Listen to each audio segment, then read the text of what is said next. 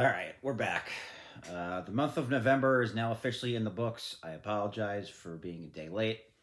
Didn't really have time to do it yesterday. I had to get down to South Philly to watch the Penguins just absolutely lay the hammer down on the Flyers. Don't really want to talk about it. But I mean, Jesus. Said the kid still got it. Penguins dominate the Flyers last night, so I'm sure that a couple people in this watching this video will take pleasure in that. But alas, end of November power rankings coming up as we finish. We enter our ninth week of the season already. Can you believe that? We're almost at double digits. Um, so here we go. 12 and 11.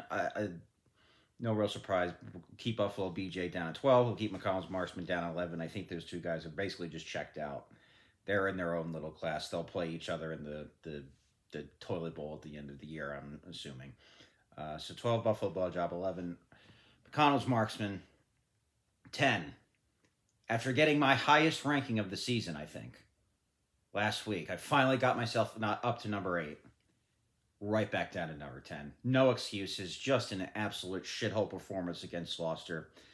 Not even 100 points. I would have lost to Buffalo Blowjob had I played him last week. And like the reality of the situation is I'm just the walking wounded right now. I thought I'd have Thatcher Demko back by now. He's still out for a while. Pasternak's out. Don't know when I'm getting him back. Connor Garland out. Victor Hedman on IR. Jaden Schwartz on IR.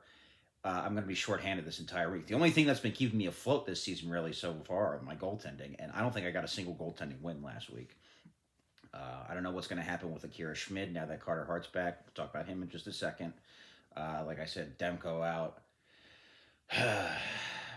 Things are not looking good for unfinished business. It's not pretty. And then 9 and 8. I'll go Pierogies 9 and then Slauster back up to number 8. Pierogies, had a fantastic week, putting up 157. Just rotten luck from Kirk. Most points against in the entire league.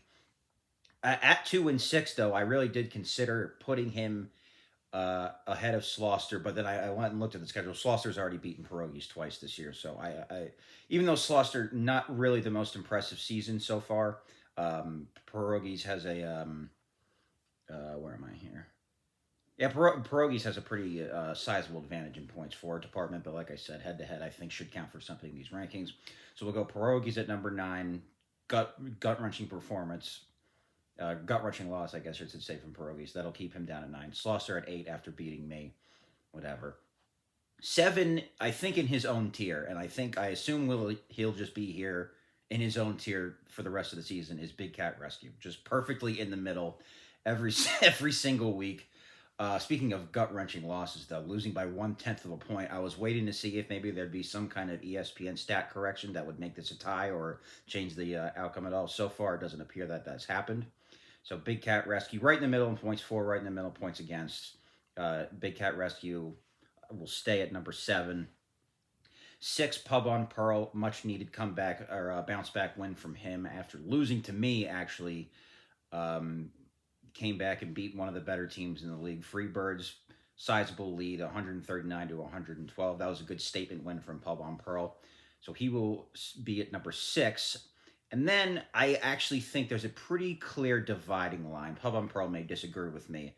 But after that, we go into the top 5. The top 5 is a clear dividing line for me. We're now in the tier of teams I think I can actually envision winning a championship this year. These are the teams that I think are running the league right now. The rest of us are just answering to them. That can all change, of course. We're still pretty early into the season.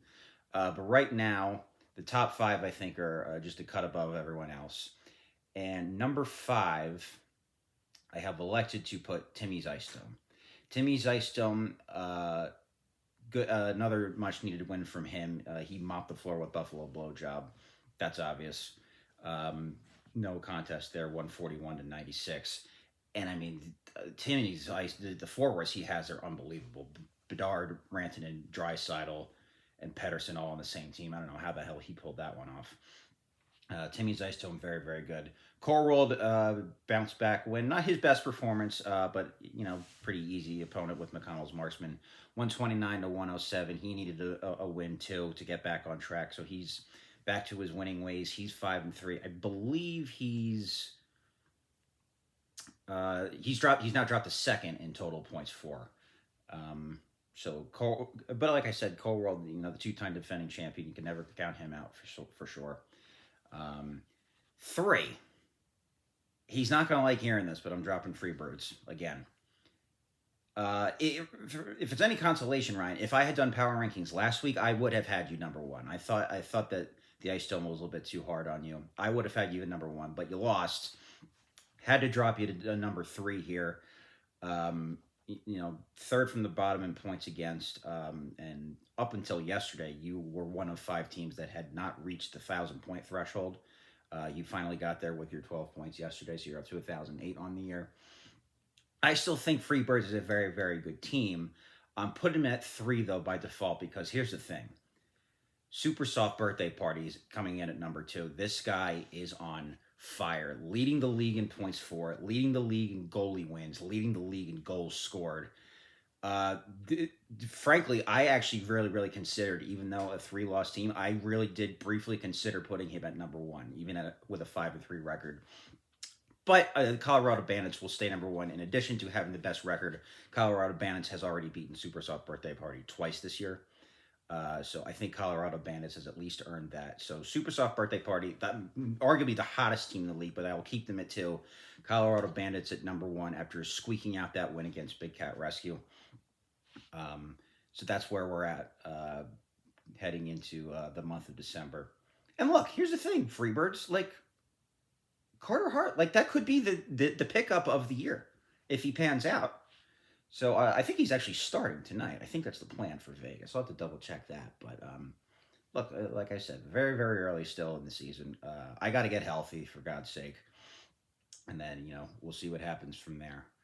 And then I don't know if anyone, Kirk or Freebirds or whoever wants to jump in next week for the power rankings. The power rankings have been good this year. I like doing it every 3 or 4 weeks or so at the end of the month, and I like seeing the new people step in as well. So it's a competitive league, and I think it's going to stay competitive all season for the most part, other than those bottom two teams. So where am I? Yeah, so 12. I didn't write them down this time. I'm just doing this off the dome here.